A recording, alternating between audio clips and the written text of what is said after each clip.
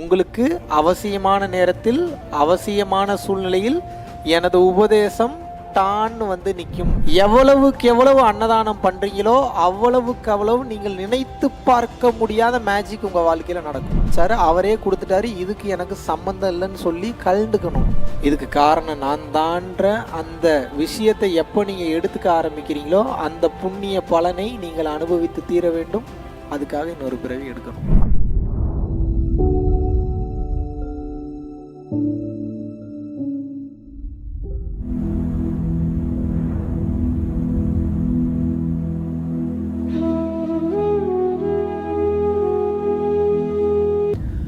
உங்கள் வாழ்க்கையில் முக்கியமான சம்பவம் ஏதாவது ஒன்று நடக்குது அப்படின்னா அப்போது உதவுவதற்காக எனது உபதேசம் டான்னு ஆட்டோமேட்டிக்காக வந்து நிற்கும். நீங்கள் எதை பற்றியும் கவலைப்படணும்னு அவசியமே கிடையாது.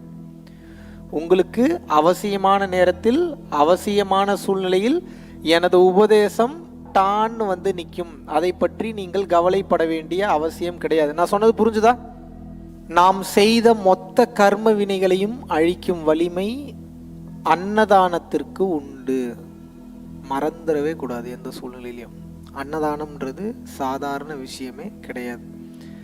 எவ்வளவுக்கு எவ்வளவு அன்னதானம் பண்ணுறீங்களோ எவ்வளவுக்கு எவ்வளவு இன்னொரு உயிருக்கு, மனிதனுக்கு தான் சாப்பாடு கொடுக்கணும்னு அவசியம் இல்லை. நாய்க்கு கொடுக்கலாம், புறாவுக்கு கொடுக்கலாம், கழுகுக்கு கொடுக்கலாம், காக்காக்கு கொடுக்கலாம், கழுதைக்கு கொடுக்கலாம், ஆந்தைக்கு கொடுக்கலாம், யாருக்கு வேணாலும் கொடுக்கலாம். ஆனால் சாப்பாடாக கொடுக்கணும். எவ்வளவுக்கு எவ்வளவு அன்னதானம் பண்ணுறீங்களோ அவ்வளவுக்கு அவ்வளவு நீங்கள் நினைத்து பார்க்க முடியாத மேஜிக் உங்கள் வாழ்க்கையில் நடக்கும். அதனால் முடிஞ்ச அளவுக்கு நீங்கள் உங்கள் கையால் அன்னதானம் பண்ணுங்கள். பணம் இன்னொருத்தவங்களுக்கு அமுச்சு விட்டு அன்னதானம் பண்ணாலும் அந்த பலன் இருக்கும், இருக்காதுலாம் கிடையாது. பட் இருந்தாலும் கூட உங்கள் கையால் நீங்கள் அன்னதானம் பண்ணீங்கன்னா இன்னும் அதுக்கு பவர் ஜாஸ்தி.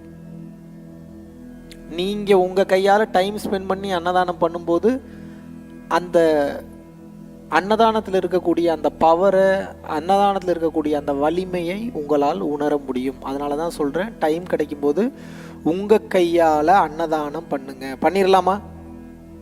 தயவு செஞ்சு பண்ணுங்க, தயவு செஞ்சு பண்ணுங்க. யார் சொன்னாலும் கேட்காதீங்க. சில நேரத்தில் அன்னதானம் கொடுக்கும்போது ஆள் இருக்க மாட்டாங்க, டயர்டாகிடக்கூடாது. சில பேருக்கு சாப்பாடு கொடுக்க போகும்போது திட்டுவாங்க, உங்களை சாப்பாடை வாங்கிட்டு வேற திட்டுவானுங்க. டயர்டாகிடக்கூடாது, வெறுப்பாகிடக்கூடாது. ஏன் அப்படின்னா நீங்கள் நினைத்து பார்க்க முடியாத மாற்றங்களை எல்லாம் அன்னதானம் ஏற்படுத்தும். ஆரம்பத்தில் எதிர்பார்த்து கூட ஒரு பலனை எதிர்பார்த்து கூட அன்னதானம் பண்ணுங்க, தப்பு இல்லை. ஆனால் போக போக போக போக போக போக எந்தவித எதிர்பார்ப்பும் இல்லாமல் அன்னதானம் செய்து கொண்டே வர வேண்டும். சொன்னது புரிஞ்சுதா? ஒரு புண்ணியம் செய்கிறீங்க அப்படின்னா அந்த புண்ணியத்துக்கு நீங்கள் பொறுப்பு எடுத்துக்கிறீங்க அப்படின்னா அந்த புண்ணியம் யாரை பிடிச்சிக்கும்? அதுக்கு உண்டான பலனை நீங்கள் அனுபவிச்சு தான் ஆகணும். அதனால நான் எப்படி பண்ண சொல்லியிருக்கேன், எந்த புண்ணியம் பண்ணாலும் இதுக்கு எனக்கு சம்மந்தமே இல்லை. இறைவன் எல்லாத்தையும் படைச்சாரு, காற்றை படைச்சாரு, பணத்தை படைச்சாரு, மரங்களை படைத்தார், காய் கனிகளை படைத்தார், அதை வாங்குறதுக்கு மனுஷனையும் படைச்சாரு, அனுப்புறதுக்கு அறிவை படைச்சாரு, கொடுக்கறதுக்கு தெளிவையும் படைச்சாரு. அவரே கொடுத்துட்டாரு, இதுக்கு எனக்கு சம்மந்தம் இல்லைன்னு சொல்லி கலந்துக்கணும். ஒரு புண்ணிய பலனை செய்யும் போது அந்த புண்ணிய பலனுக்கு உண்டான அந்த கிரெடிட்ஸை நீங்கள் எடுத்துக்கிட்டீங்கன்னா அதை நீங்கள் அனுபவித்துத்தான் ஆக வேண்டும். தெளிவாக புரிந்து கொள்ளுங்கள். புரிஞ்சுதான் நான் சொன்னது? எந்த சூழ்நிலையிலையும் ஒரு அன்னதானமோ வஸ்திர தானமோ ட்ரெஸ்ஸோ ஏதோ ஒரு ஹெல்ப்போ இன்னொருத்தவங்களுக்கு பண்ணும்போது அந்த திமிரை மட்டும் கையில் எடுத்துக்காதீங்க. நான் தான் பண்ணுறேன், நான் தான் செய்கிறேன், இதுக்கு காரணம் நான் தான்ற அந்த விஷயத்தை எப்போ நீங்கள் எடுத்துக்க ஆரம்பிக்கிறீங்களோ அந்த புண்ணிய பலனை நீங்கள் அனுபவித்து தீர வேண்டும். அதுக்காக இன்னொரு பிறவி எடுக்கணும். அதனால் எந்த நல்லது செஞ்சாலும் அதுக்கு கிரெடிட்ஸ் எடுத்துக்காதீங்க. கிரெடிட்ஸ் எடுக்காமல் செய்யுங்க. இந்த கர்மாவுக்கு பேர் என்னென்னா நிஷ்காமிய கர்மா. இந்த கர்மாவுக்கு பேர் என்ன? நிஷ்காமியம் என்றால் என்னன்னா பலனை எதிர்பார்க்காமல் புண்ணியம் செய்யும் போது அந்த கர்மா உங்களது கர்ம வினைகளை அழிக்கும், கர்மாவை சேர்க்காது. ஸோ எந்த செயல் செய்தாலும் இனிமேல் நிஷ்காமிய கர்மாவை செய்யணும். அப்படின்னா என்ன அர்த்தம்? நன்மை தீமை இரண்டும் இறைவனுக்கு நான் அர்ப்பணம் செய்கின்றேன், இதுக்கு எனக்கு சம்மந்தம் கிடையாதுன்னு நேக்காக கலந்துக்கணும். புரிஞ்சுதா நான் சொன்னது? அன்னதானம் அடிக்கடி பண்ணுங்க. உங்கள் வாழ்க்கையில் ஒரு ஹேபிட்டாகவே மாற்றிருங்க. இப்போ என்னென்னமோ பண்ணுறீங்க, அன்னதானம் பண்ணுறதுக்கு என்ன உங்களுக்கு?